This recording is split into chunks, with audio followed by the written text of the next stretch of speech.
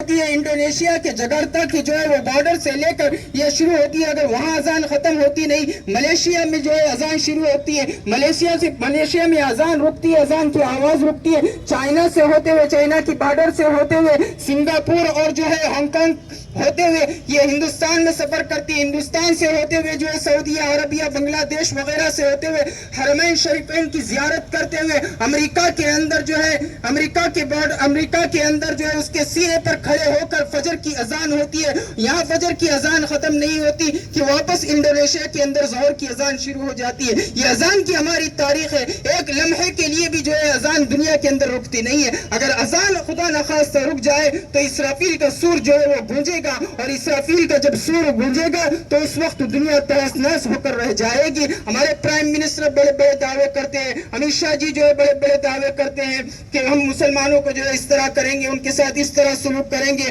ہم ایک انچ اوقاف کے معاملے میں بھی جو ہے انہوں نے کہا کہ ہم پیچھے نہیں ہٹیں گے. آپ کو یاد ہوگا کہ NRC کے وقت آپ نے یہی جملے کہے تھے کہ ہم پیچھے نہیں ہٹیں گے. تو آپ جو ہے ان ہماری بہنوں کو یاد کیجئے جنہوں نے یہ کہا آپ سے کہ آپ جو ہے ملک نہیں سنبھال سکتے، ہم جو ہے کچن سنبھالنے والی عورتیں ہیں، تو تھوڑے وقت کے لیے ملک کو ہمارے ہاتھ میں دے دو. تو ہماری بہنوں نے جو ہے ملک چلا کر بتایا NRC کے وقت.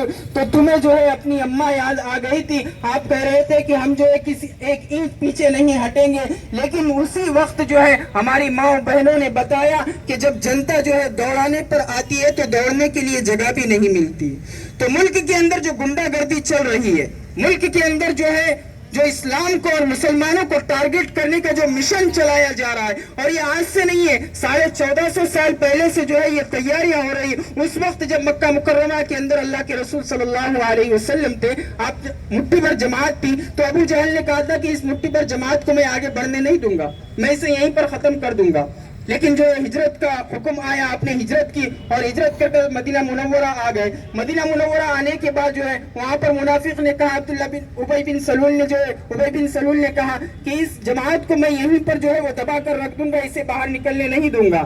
لیکن پھر جو ہے ان صحابہ نے اس جماعت نے جو ہے حبشہ کی طرف ہجرت کی. تو بہرحال 1450 سال سے لوگ جو ہے دشمن جو ہے پیچھے لگا ہوا ہے. اس وقت دنیا کی کل آبادی 7 ارب ہے.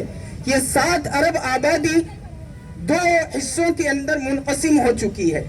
حالانکہ مختلف جماعتیں، مختلف تہذیبیں، مختلف زبانیں بولی جانے والی قومیں ہیں، لیکن ان سب کو بھلا کر جو ہے یہ سب صرف 2 حصوں میں بٹ چکے اس وقت. ایک ہے مسلم اور دوسرا ہے اینٹی مسلم، جو مسلم کے پیچھے لگے ہوئے ہر وقت. تو بہرحال اس وقت جو گنڈا گردی چل رہی ہے دیش کے اندر، ملک کے اندر، تو سنویدھان کو بچانا یہ ہم سب کا فریضہ ہوتا ہے، اور مساجد کی حفاظت، مندر کی حفاظت یہ ہم سب کا فریضہ ہے. اور یہ باتیں ہم نے کسی نیتاؤں سے، راجاؤں سے نہیں سیکھی.